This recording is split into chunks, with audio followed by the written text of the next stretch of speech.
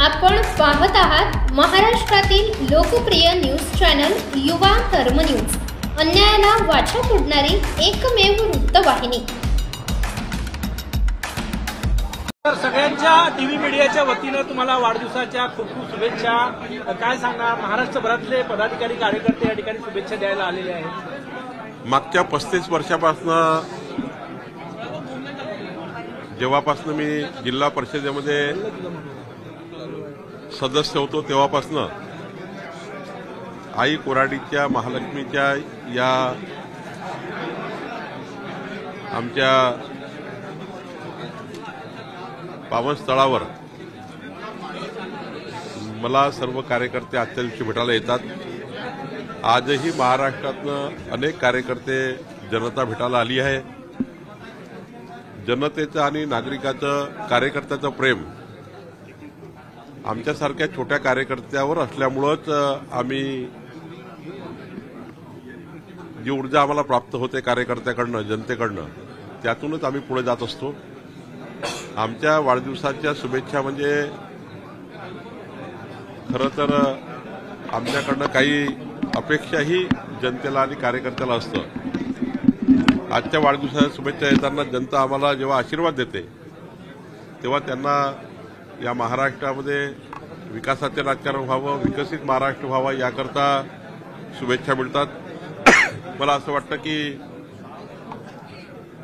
आजच्या वाढदिवसाच्या शुभेच्छा म्हणजे पुन्हा एकदा आम्हाला उद्यापासून काम करण्याची ऊर्जा ही जनतेने आणि कार्यकर्त्यांनी दिली आहे। काल अमित भाई जेव्हा तुमचं मार्गदर्शन करतो तेव्हा अभिनंदन केलं की शरद पवारांचं दगाफटक्याचं राजकारण 20 फूट दरीत खोदलं काढलं आणि उद्धव ठाकरेंनाही धडा शिकवला। नाही, अमित भाई असे म्हणाले की जे फोडाफोडीचं राजकारण या महाराष्ट्रामध्ये 1978 पासून सुरू होतं आणि मधल्या काळात 2019 मध्ये तर फोडाफोडीच्या राजकारणाने प्रचंड मनस्ताप महाराष्ट्राच्या जनतेच्या मनात निर्माण झाला।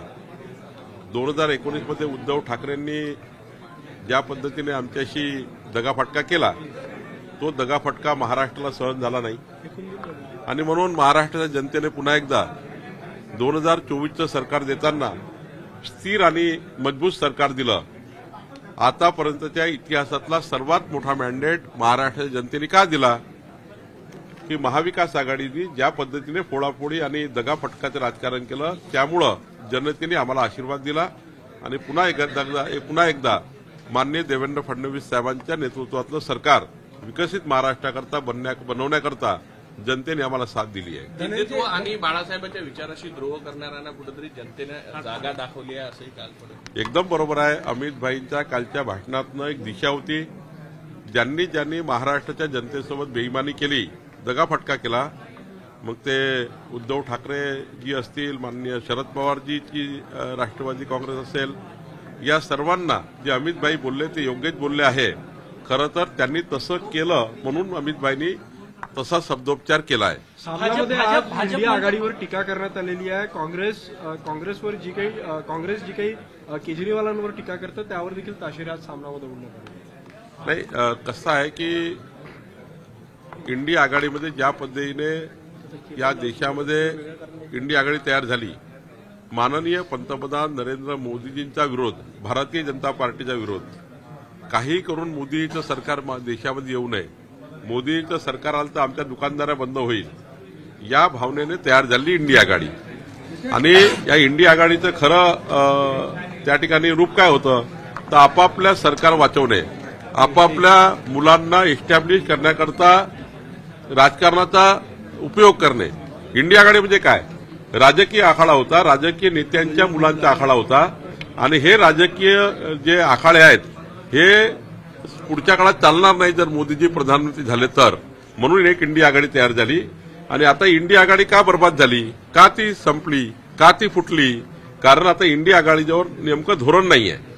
त्यांना विकसित देशाचं धोरण नाहीये, विकासाचं धोरण नाहीये, ते फक्त एकाच विषयावर एक झाले होते, सत्तेकरता। सत्तेपासून पैसा आणि पैशापासून सत्ता।